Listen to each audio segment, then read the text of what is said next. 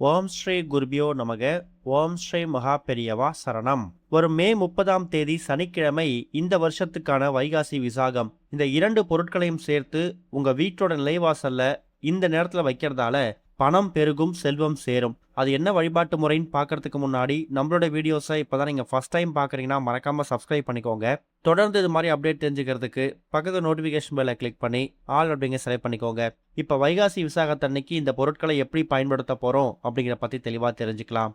எல்லா மாதமும் விசாகம் நட்சத்திரம் வரும். அந்த விசாகம் நட்சத்திரத்தில் முருகப்பெருமானை வணங்கும் போது நமக்கு பல நன்மைகள் ஏற்படும். ஆனால் அதே விசாகம் நட்சத்திரமும் பௌர்ணமி திதியும் சேர்ந்து வரக்கூடிய நாள் வைகாசி விசாகம். அதாவது வைகாசி மாசத்துல வரக்கூடிய நாள் முருகப்பெருமான் அவதரிச்ச தினமா நம்ம கொண்டாடிக்கிட்டு இருக்கோம். அந்த நாள்ல முருகப்பெருமான் கிட்ட நம்ம என்ன வேண்டுறோமோ அது அப்படியே கிடைக்குமாம். ரொம்ப வருஷம் தவம் புரிந்து சூரபத்மன் அப்படின்னு சொல்லக்கூடிய ஒரு அசுரன் சிவபெருமான் கிட்ட ஒரு வரம் வாங்குறான். அதாவது தாயோட கருவுல உருவாகாத, அதே மாதிரி சிவனும் சக்தியும் சேர்ந்து உருவாக்குன ஒரு சக்தியால மட்டும்தான் எனக்கு மரணம் ஏற்படணும்னு சொல்லி அந்த வரத்தை வாங்கிட்டு தேவர்களை அந்த அசுரன் ரொம்பவே துன்புறுத்துறான். தேவர்கள் சிவபெருமான் கிட்ட வந்து முறையிடும் போது தன்னோட நெற்றி கண்ணிலிருந்து வந்த தீ பிழம்புகள் 6 எண்ணிக்கையில சரவண பொய்கையில் இருக்கக்கூடிய தாமரை மலர்கள் மீது 6 குழந்தைகளா பிறக்குது.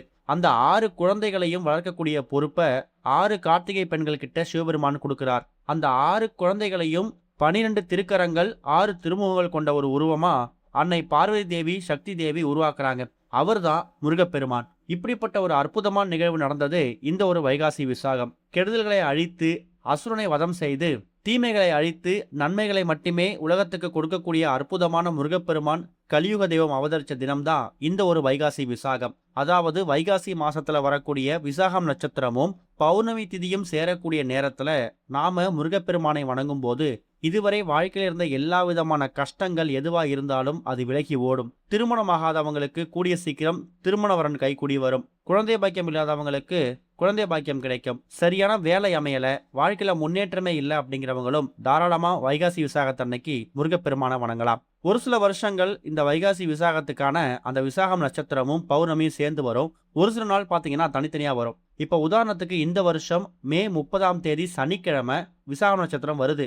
ஆனா மே 31ஆம் தேதி ஞாயிற்றுக்கிழமை நமக்கு பௌர்ணமி இருக்கு. விசாகம் நட்சத்திரம் ஆரம்பிக்கக்கூடிய நேரம் மே 29 வெள்ளிக்கிழமை மதியம் 12:31 ஆரம்பித்து மே 30ஆம் தேதி சனிக்கிழமை மதியம் 2:18 வரைக்கும் இருக்கு. ஆனா பௌர்ணமி திதி அப்படிங்கிறது மே 30ஆம் தேதி சனிக்கிழமை மதியம் 12:55 ஆரம்பித்து மறுநாள் ஞாயிற்றுக்கிழமை மதியம் 2:45 வரைக்கும் இருக்கு. சூரிய உதயத்தை கணக்கு பண்ணி நாம திதி நட்சத்திரத்தை எடுத்துக்கிறதால சனிக்கிழமை நமக்கு வைகாசி விசாகம், ஞாயிற்றுக்கிழமை நமக்கு பௌர்ணமி திதி. இந்த இரண்டும் சேரக்கூடிய நேரம் மே 30 சனிக்கிழமை தான். அன்றைய தினம் நீங்க தாராளமா முருகப்பெருமானுக்குரிய வழிபாடுகளை செய்யலாம். கண்டிப்பான முறையில ராகு காலம் யமகண்டம் இல்லாத மாதிரி பார்த்துக்கணும். சனிக்கிழமை ராகு காலம் காலையில 9:10 வரைக்கும் இருக்கு. யமகண்டம் மதியம் 1:30 வரைக்கும் இருக்கு. மதியம் 12 1 மணி இந்த நேரத்துல முருகப்பெருமானுக்கு படையல் போட்டு வழிபாடு செய்யறது, பூஜைகள் செய்யறது, இது எல்லாத்தையும் பண்ணிக்கோங்க. முடிஞ்சா மாலை நேரத்துல குடும்பத்தோட கோவிலுக்கு போயிட்டு முருகப்பெருமானுக்கு நெய்தீபம் போட்டு வர்றது விசேஷம்தான். இதுதான் இந்த வருஷம் வந்திருக்கக்கூடிய வைகாசி விசாகத்தை ரொம்ப எளிமையா வழிபடுறதுக்கான வழிபாட்டு முறை. இது போக எந்த ஒரு விரத நாள் விசேஷ நாள் வந்தாலும் அன்றைய தினம் நம்ம பண்ணக்கூடிய பரிகாரங்களும் வழிபாட்டு முறைகளும் நமக்கு வாழ்க்கையில் இருக்கக்கூடிய எல்லா விதமான கெடுதல்களை நீக்கி கிடைக்கக்கூடிய பலன்கள் பன்மடங்கு பெருகும். இப்போ உதாரணத்துக்கு இப்போ நாம சொல்லக்கூடிய இந்த 2 பொருட்களை உங்க வீட்டோட பூஜையில வச்சு பூஜை பண்ணிட்டு அதுக்கப்புறம் உங்க வீட்டோட நிலைவாசல வைக்கிறதால கெடுதல்கள் வெளியில போகும், நன்மைகள் வீட்டுக்குள்ள வரும். முதல்ல அந்த 2 பொருட்கள் என்ன பொருட்கள் நீங்க தெரிஞ்சுக்கணும். முதல் முக்கியமான பொருள் கண் திருஷ்டியை போக்கக்கூடிய அதீத சக்தி வாய்ந்த காலபைரவருக்கு ரொம்ப உகந்த ஒரு பொருள் வெண்கடுகு.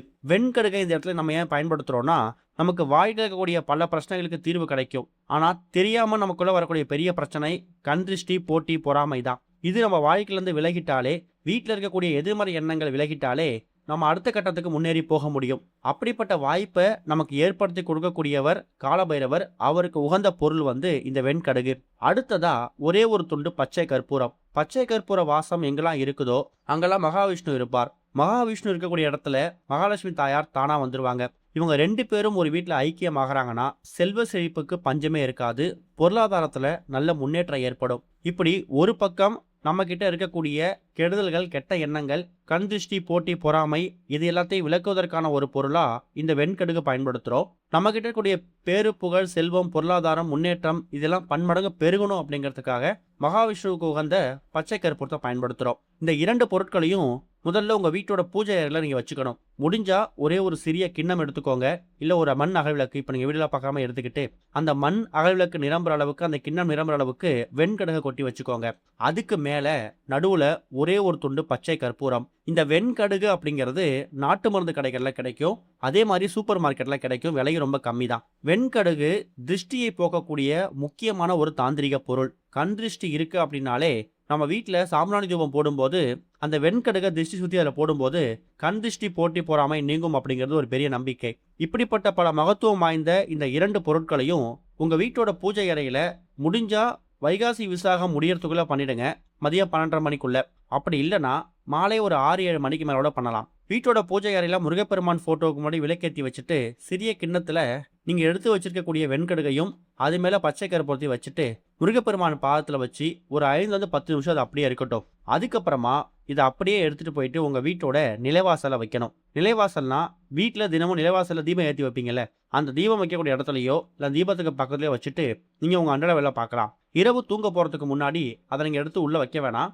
ஏன்னா பௌர்ணமி வெளிச்சம், முழுநிலவு பிரகாசமாக தெரியக்கூடிய அந்த இரவு, அதே மாதிரி விசாக நட்சத்திரம் இருக்கக்கூடிய அந்த நாள், இந்த 2ம் சேரக்கூடிய நேரத்துல உங்க வீட்டோட நிலைவாசல்ல இரவு முழுக்க அது அப்படியே இருக்கும்போது அந்த வெண்கடுகு உங்க வீட்டில் இருக்கக்கூடிய எல்லா விதமான கெடுதல்களையும் உங்க வீட்டோட நிலைவாசல் வழியா வெளில அனுப்பிடும். அதே மாதிரி உங்க வீட்டுக்கு வரக்கூடிய பேரு, புகழ், செல்வம் இது எல்லாத்தையுமே உள்ள விடாம தடை இருந்துச்சுன்னா அதை இந்த பச்சை கற்பூரம் சுக்குநூறாக உடைத்து அதை உங்க வீட்டுக்குள்ள கொண்டு வந்து சேர்த்துடும். இது எல்லாமே வைகாசி விசாகமும் பௌர்ணமி இருக்கக்கூடிய மே 30ஆம் தேதி இரவு சனிக்கிழமை அன்னைக்கு நடக்கும். மறுநாள் ஞாயிற்றுக்கிழமை மே 31ஆம் தேதி தூங்கி எழுந்ததுக்கு பிறகு முதல் வேலையா அந்த பச்சை கற்பூரத்து கூட ஒரு ரூபாய் நோட்டை வச்சு ஒரு நூல் வச்சு கட்டிடுங்க. அப்படியே அதை எடுத்துட்டு போயிட்டு உங்க வீட்டோட பூஜை அறையில பத்திரப்படுத்தி வச்சுக்கலாம். இல்ல பீரோலாக்கரோட வச்சுக்கலாம். அந்த வெண்கடுகு மட்டும் தனியா ஒரு பாக்ஸ்ல போட்டு ஸ்டோர் பண்ணி செவ்வாய்க்கிழமைகள்லையும் வெள்ளிக்கிழமைகள்லையும் தூப தீபம் போடும்போது அந்த வெண்கடுகையும் சேர்த்துருங்க. இதுதான் இந்த பரிகாரம் பண்றதுக்கான முக்கியமான நோக்கம். இந்த பரிகாரத்துக்கு நீங்க பயன்படுத்தக்கூடிய பொருட்கள், இதுக்கான விலையும் இதுக்கான நேரமும் ரொம்ப கம்மி தான். ஆனா இது மூலயமா கிடைக்கக்கூடிய பலன்கள் ரொம்ப பெருசு. வைகாசி விசாகம் மாதிரி முருகப்பெருமான் அவதரிச்ச நாள்ல கெடுதல்களை நீக்கக்கூடிய, நன்மைகளை ஈர்க்கக்கூடிய எந்த ஒரு பரிகாரம் செய்தாலும் நிச்சயம் அதுக்கு பலன் உண்டு. நம்பிக்கையோட பண்ணக்கூடிய எந்த ஒரு தெய்வீக சம்பந்தப்பட்ட விஷயங்களா இருந்தாலும் இன்றைக்கு உங்களுக்கு பலன் கொடுக்கலனா கூட கண்டிப்பா என்னைக்காவது ஒரு நாள் அதுக்கான பலன் உங்களை தேடி வரும். அதுக்கான ஆரம்பமா இந்த ஒரு வைகாசி விசாகம் இருக்கட்டும். வைகாசி விசாகம் அப்படின்னாலே கெடுதல்களை நீக்கி நன்மைகளை பெருக்கக்கூடிய நாள், தீமைகளை அழித்து உலகத்துக்கு நன்மை தருவதற்காக முருகப்பெருமான் அவதரிச்ச அந்த நாள். அந்த நாள்ல இந்த 2 பொருட்களையும் வைத்து பண்ணக்கூடிய பரிகாரம் கண்டிப்பான முறையில் ஒரு சிறிய மாற்றத்தையாவது குடும்பத்தில் ஏற்படுத்தும். நம்பிக்கையோட பண்ணுங்க, நல்லதே நடக்கும். ஓம் ஸ்ரீ குருபியோ நமக. ஓம் ஸ்ரீ மகா பெரியவா சரணம்.